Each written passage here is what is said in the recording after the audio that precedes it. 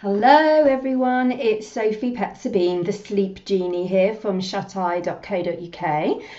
Nice to see you again. I mentioned that I was going to do this video in another one of my videos recently, which was about my own daughter and the choice between the circus and the behaviour expert. If you haven't seen it, go and check it out. But in there I mentioned that we were having our own sleep challenges recently. So despite the fact that I'm a sleep expert, I still get presented with challenges from my 2.5-year-old daughter Purdy with her sleep, but very, very occasionally. And I have to say that apart from some skipped naps here and there, she's an absolute superstar. So yeah, when she started stalling bedtime, which is what the problem was, it was quite interesting to know that I would be able to use my own techniques to help her with that. And so what she had been doing was showing more resistance to bedtime and to nap time, which is really common for a child of her age. I don't want to go to bed, fussing. I'm not tired, even though she's exhausted. So I knew that she was still tired, and it was just, her kind of pushing the boundaries. But what she had been doing, and we'd notice it kind of gradually creeping in, that she would, have a bath, go into her bedroom, have her stories and everything, and it's asking for one more story, which we're like, no, not having another story. And then she started to ask for a drink. She needed some water before she went to bed. Fine, get her some water.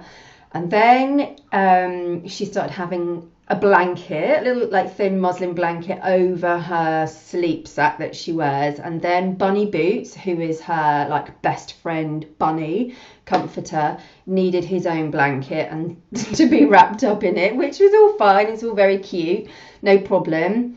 And then it turned into Bunny Boots doesn't like that blanket. Okay, so we're swapping them around. Bunny Boots doesn't like that blanket, or you haven't wrapped him up properly, or what else was she saying? Yeah, that she didn't want the blanket on her, and she didn't like that blanket, even though it was pitch black and it's the blanket that she'd always had. And it was kind of going on and on and on like that. And so we were like, okay, she's just getting to the point, we're just leaving her. So, you can yabber on, and we left her the room. And then she started to yell about it, and we'd go back in and she'd be like, oh, Bunny Boots needs a blanket. We'd put the blanket on Bunny Boots and she'd go to sleep.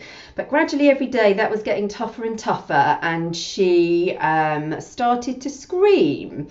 And this is like a proper little girl scream, right at the top of her voice screaming, which is not nice to hear.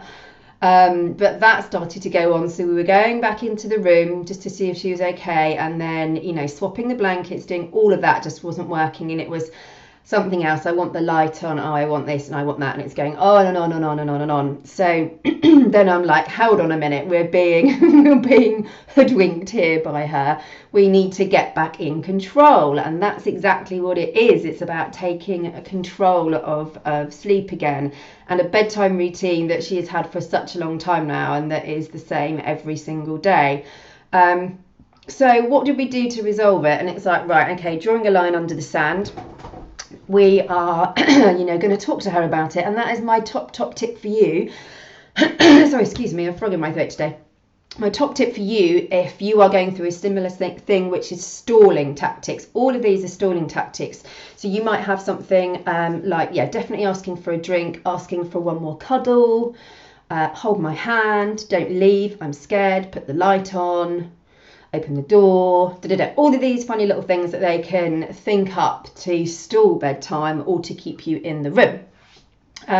So yes, my first tip for you is to communicate. So when we are wanting to change or to avoid these stalling tactics, we need to talk to our child, and it obviously depends on how old they are, how much they're going to understand, and how much we can really communicate with them. But if they are stalling, then they should generally be of an age where they should be able to understand that this can't happen anymore. So we remind them of what happens at bedtime, and that we have a bath, we go into our bedroom, we read stories, and then we go to bed. And you say to them, from my daughter example, that you can lay down and I'll put the blanket on you and we'll wrap up Bunny Boots, but you have one choice and one chance only, and if you don't want him wrapped up or you want to swap his blanket, that's up to you.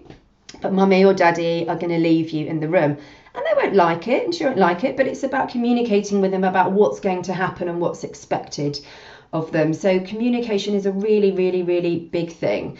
And that's what we've done, you know, and we stick to it. And, you know, for the past two or three nights, it's probably been going on really to the extreme for about 5 days. But for the past 2 days, you know, the screaming has stopped. And I know that the screaming and the upset is, you know, different for every family and what you're able to cope with.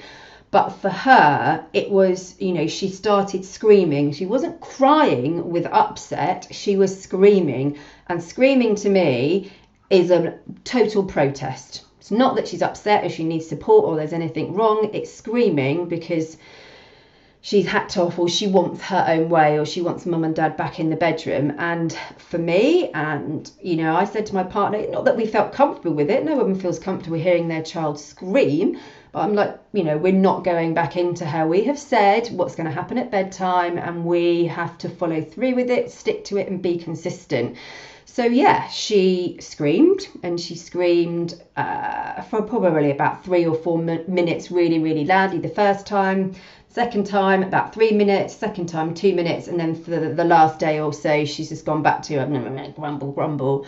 And she sent herself off to sleep. So, yeah, I think she knew that we meant business, because we weren't going back in and out of the room that we had been doing before to quickly lay the blanket on. And if Bunny Boots had the wrong blanket, sorry, Bunny Boots, you're going to have to sleep all night in the wrong blanket. And so did she. But, you know, as I say, it's stopped now. So we achieved that by communicating with her, talking to her about how bedtimes run, how they've always run. And we're going back to that you can have your drink once, you can have your blanket put on you once, Bunny Boots has his blanket once, mummy and daddy say goodbye, and we're leaving, and we're not going to come back into the room when you scream, and stick to it.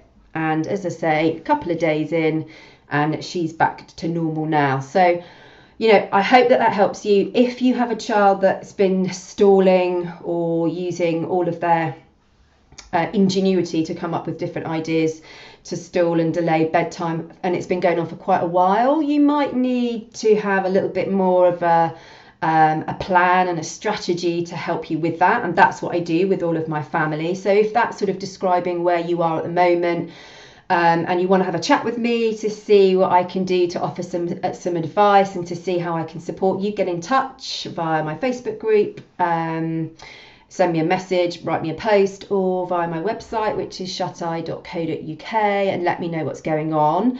And I can have a chat with you and see if I can help you. But the main thing is, you know, it's really common for children of this age, 2, 3, 4, whatever, to do this stalling. And I find that it's a really common sign for them screaming out for their parents to take control again. So there's maybe something that's going on in their life. You know, I'm having another baby very soon, and I do think that that's having an effect on my daughter and her behaviour, as you'll find out in my other video.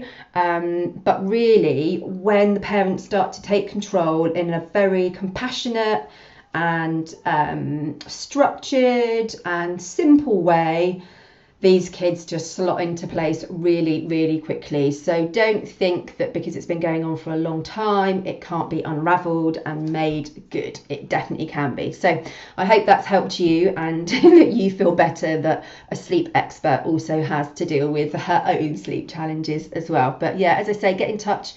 Don't struggle. There are people here to help you. All right, guys, speak to you soon. Bye.